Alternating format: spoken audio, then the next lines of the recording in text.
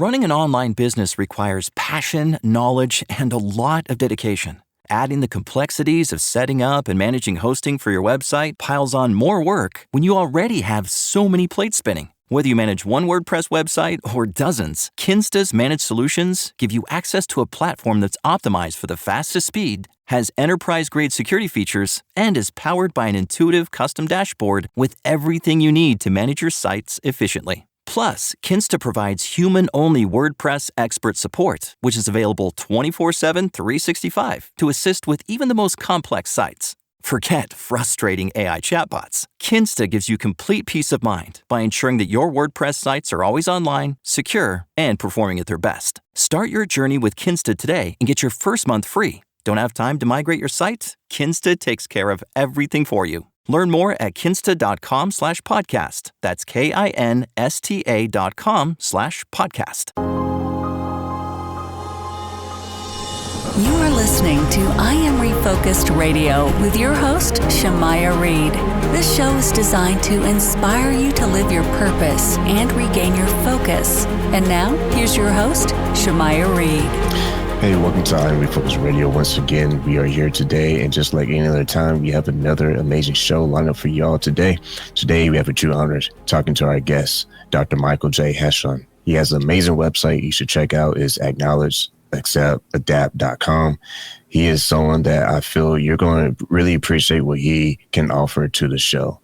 First and foremost, you have a bio that probably take me 2 hours to go through your accomplishments. And I just want to say it's worth reading. We'll have it in our show notes. But I just want to first and foremost say to you, Dr. Michael, if you know anyone who's busy, you're definitely someone that's on that list. So I just want to say right now, thank you for spending some time with us today. How are you doing, man? I'm very good. Thank you for having me on your show. Well, I appreciate you clearing some time off your schedule to talk to us today. So kind of give the audience a little bit about yourself and your professional background, because I feel like you will do much more justice than I would, because there's so much I can choose from. So I'll let you have the floor with that starting out on the show. Thank you, Shamaya. So I'm a physician. I graduated from Dartmouth Medical School, did my internship in medicine training at University Hospital, Boston Medical Center, and then my cardiology training at the Brigham Women's Hospital. I've been in practice since 1985 at Social Hospital, and I got married to my wife, Colleen, in 1982. We had 2 sons, and the rhythm of my life pretty much stayed the same, being a husband, a father, and working until December of 2013. When my life, as I knew it, came undone. It started with a cold. I didn't really think much of it. I'd been run down. I've been hampered by hip pain and back pain, and I knew I was going to need surgery, but I was putting it off. I had some steroid shots into my back, into my hip. And so I was kind of run down. My immune system was impaired from all poor sleep and the pain. And this cold just didn't want to go away. And by Christmas, it got much worse. I saw my physician, had a chest x-ray. I was diagnosed with having a simple community-acquired pneumonia. Antibiotics were prescribed, and they should have worked, except they didn't.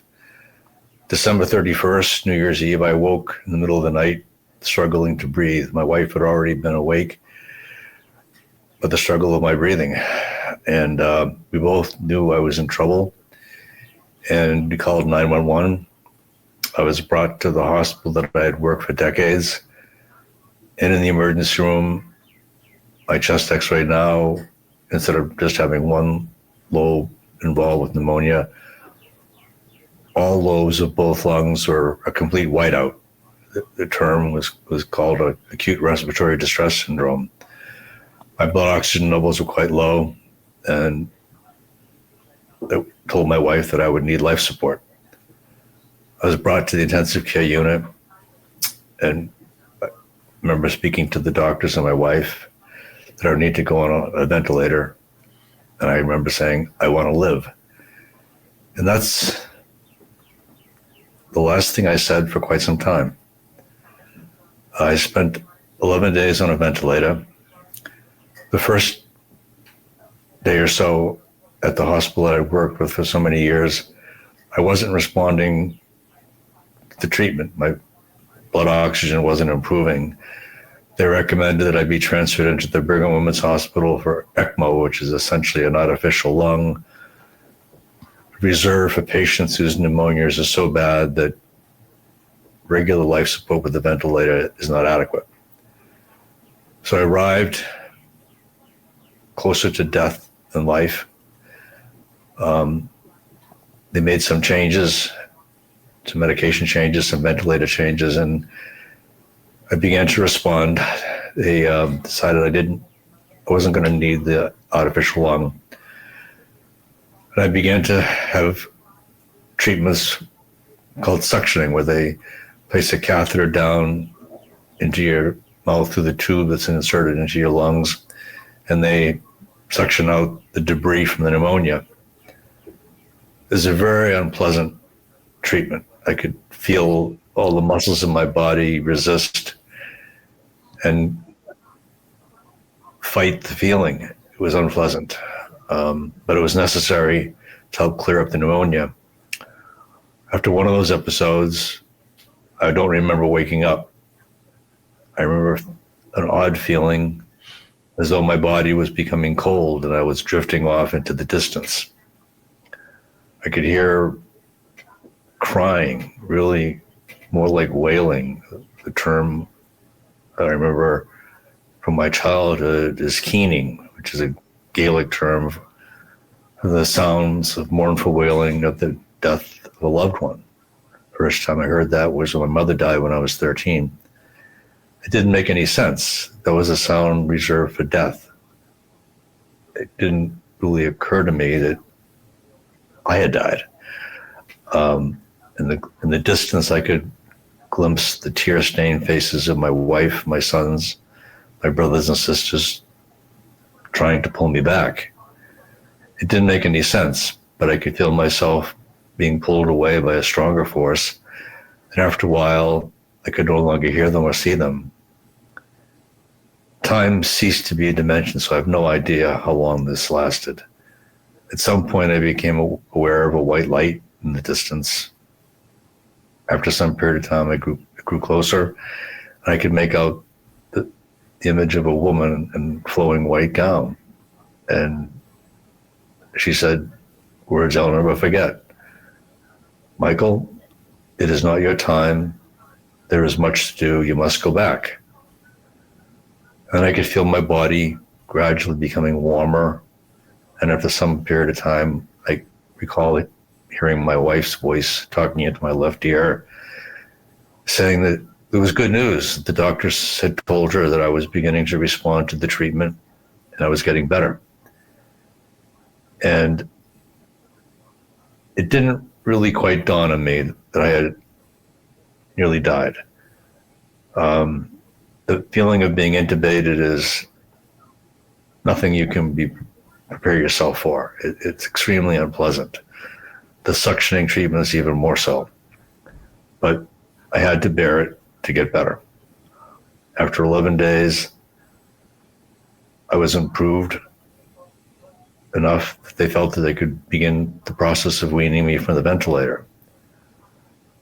Unfortunately, when that process is underway, they have to withdraw all pain medication and sedation to make being intubated less unpleasant. I began to experience the pain of what it felt like to have a tube down your throat. It felt like a garden hose wrapped in barbed wire. But it was nothing I could do. I had to withstand the pain. Staying sane throughout that whole period of time really took every ounce of inner strength that I had.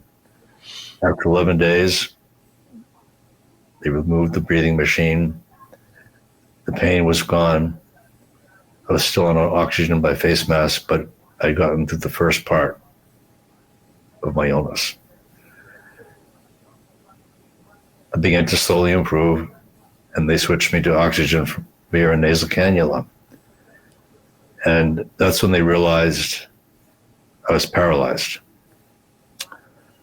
Paralyzed from the neck down. I had a rare but well-described complication of viral pneumonia called Guillain-Barré syndrome. It was at that point, there was a lot of discussion as to whether I should go to a nursing home or chronic care hospital or something else. And both my wife, who's a nurse, and I knew that my best chance at recovery was in an acute rehabilitation hospital, specifically Spalding Hospital in Boston. And so we requested that I be transferred there. And I was accepted. When they wheeled me out of the elevator onto the floor, on a stretcher, the sign on the floor said spinal cord injury floor. It was quite a jarring sensation. At that point, all of my strength had been focused on breathing, learning how to breathe again, something that I had taken for granted for decades. Now, the shock of realizing that I could not move my arms, I could not move my legs, I could not wiggle my fingers or move my toes, set in. It was overwhelming. Looked at my wife in disbelief, and she just held my hand and squeezed it and said, "You'll get through this."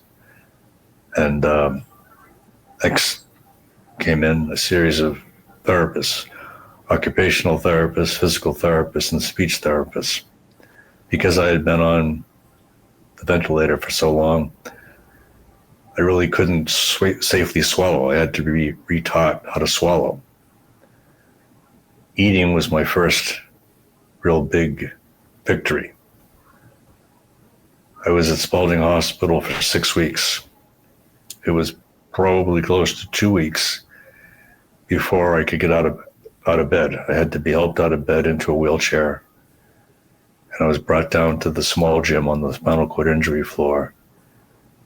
And just even the tiniest of exercises, you can't even imagine how minimal they were, the activity they were asking me to do was, but it was exhausting. There are 640 muscles in the body. And pretty much every single one of those muscles had atrophied from the illness. And they had to be rebuilt. And they began to rebuild me systematically. They divided me up. And I worked for 3 hours a day, an hour each time, doing the physical therapy, occupational therapy, and speech therapy. I got stronger little by little. And then I graduated from the wheelchair to crutches. I don't know if you remember the movie Forrest Gump, but those crutches are called Lofgren crutches, and they're reserved for people who have neuromuscular injuries. Polio. I think in his case it was polio. For me, it was Guillain-Barré. But they were very awkward to use, but I had to master them. And I was brought down to the main gym at Spalding Hospital. There I saw dozens of other people in the same basic situation as I. They couldn't walk on their own. Some of them were paralyzed from the neck down. Some of them paralyzed from the waist down. Most of them permanently. Myself and a few other patients were there with covering from Guillain-Barré. But the exercises were extraordinarily difficult. I remember the first time they had me get up to try to walk. I was in a harness, and I had this guardrails on either side. And my therapy that day was to try to stand up using my arm strength and my leg strength to do it. I would have crumpled to the floor had I not been in a harness. It was very humbling. Each day, I grew stronger. It was not obvious to me, but week by week, you could see an improvement. And after 6 weeks, they decided I would have a day pass. My wife took me to a restaurant we had gone to many times on the Boston waterfront. It was so joyful just to be out of the hospital, feeling normal. She brought me over in the wheelchair. We had lunch. I came back to the hospital room. I was exhausted. But I convinced myself I would be home in a week. I was wrong. I fell victim to what James Stockdale described in his book of his experience of being a prisoner of war in Vietnam, and what Viktor Frankl described in his book Man's Search for Meaning of his time in Auschwitz. That when people locked into a date that they would be freed, and it came and went, they withered and died.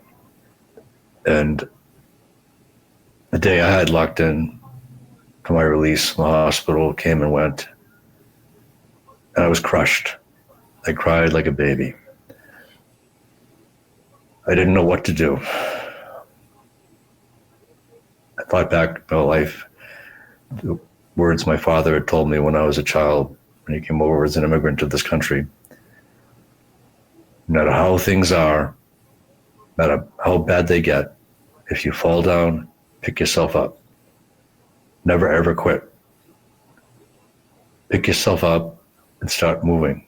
Even if you don't know what direction you're going, pick yourself up, never quit.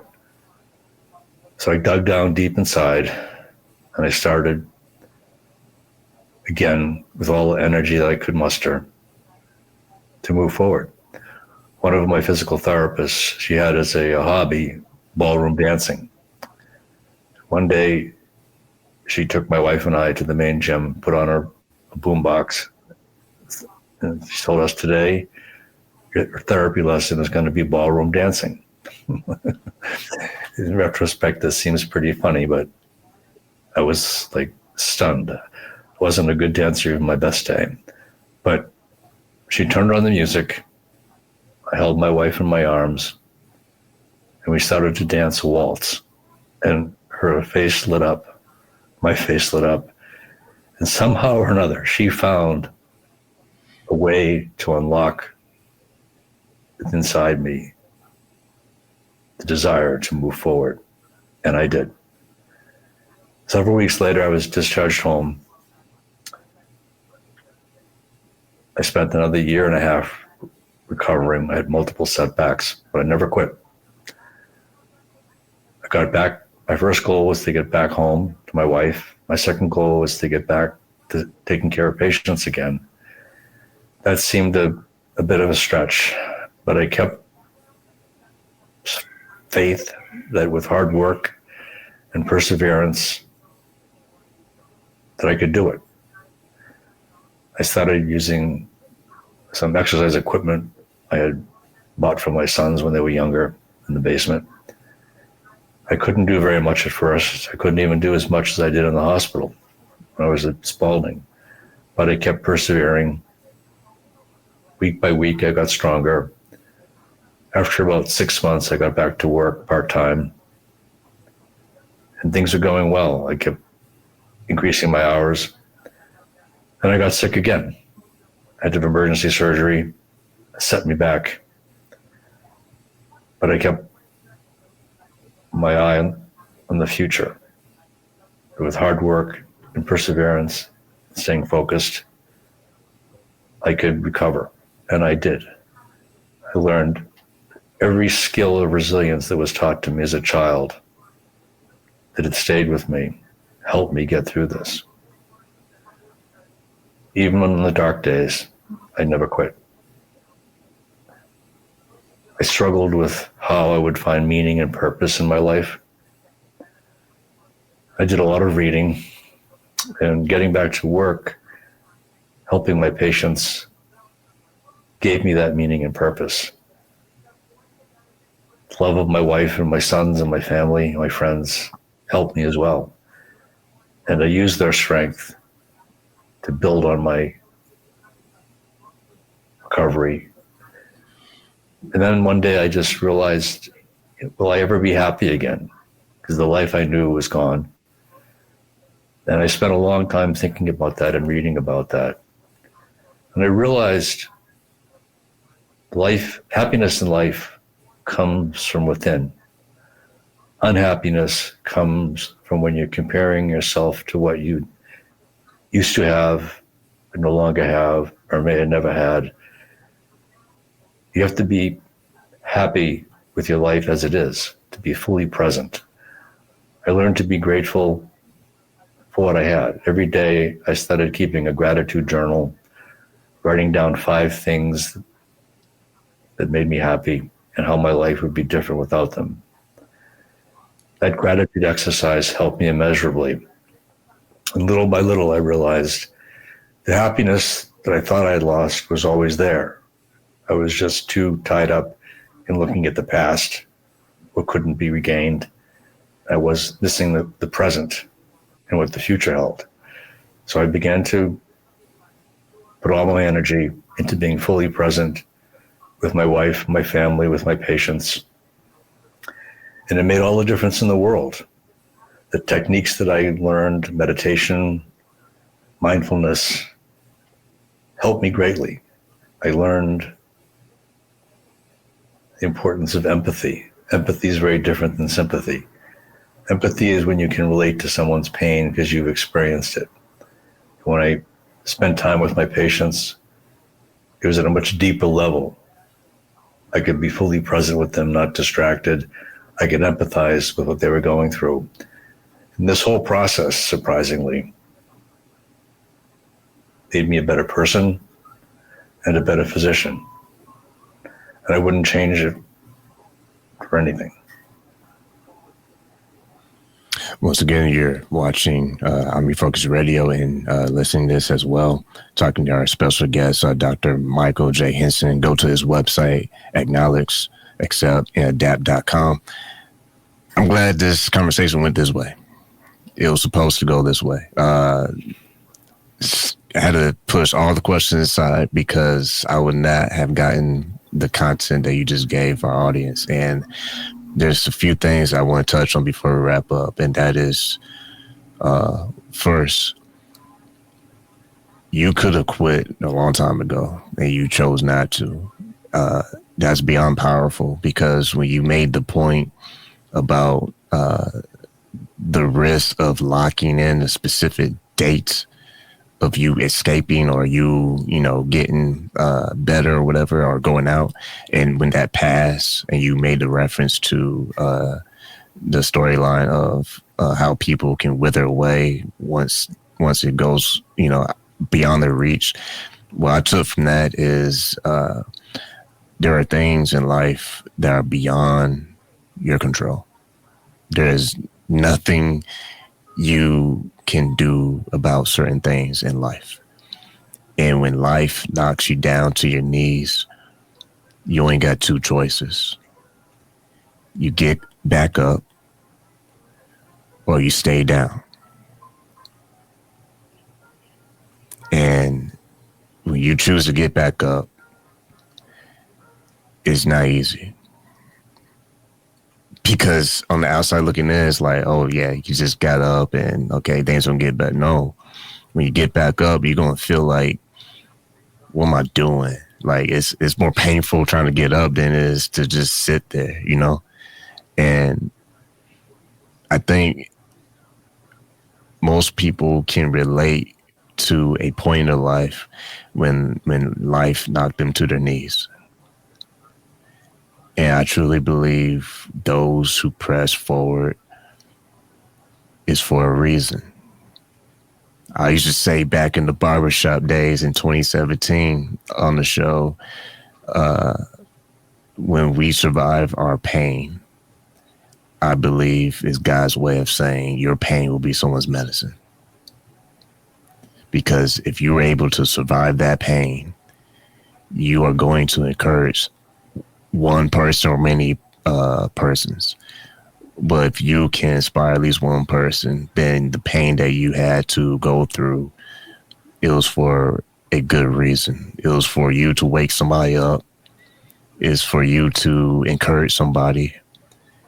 But those are the things that money can never buy.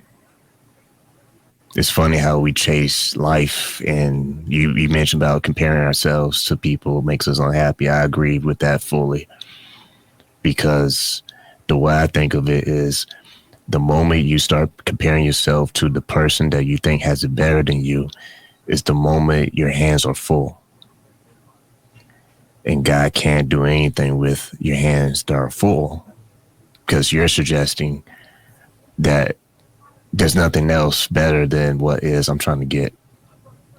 It's when we let go. You talking about being humble?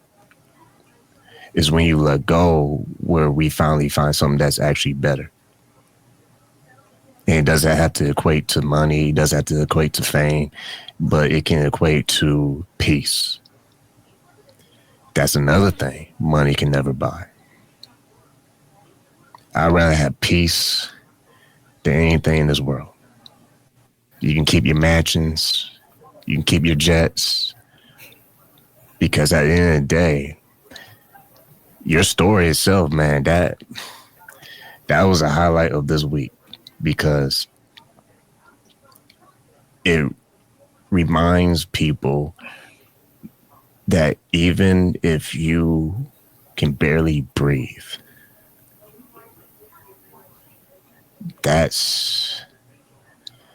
I believe that's God's way of saying,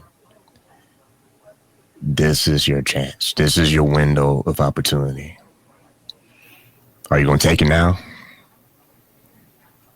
And I think that's powerful. So I want to say thank you for taking the whole show, because that was amazing. I did not want to stop you and interrupt your story, because that was the window of opportunity for our listeners and our viewers to be able to appreciate everything that you wanted to say, because I have to listen to this myself again, because there's so many good wisdom nuggets that you put out throughout your story. But the main thing is I want to say thank you for sharing that. I can't even imagine.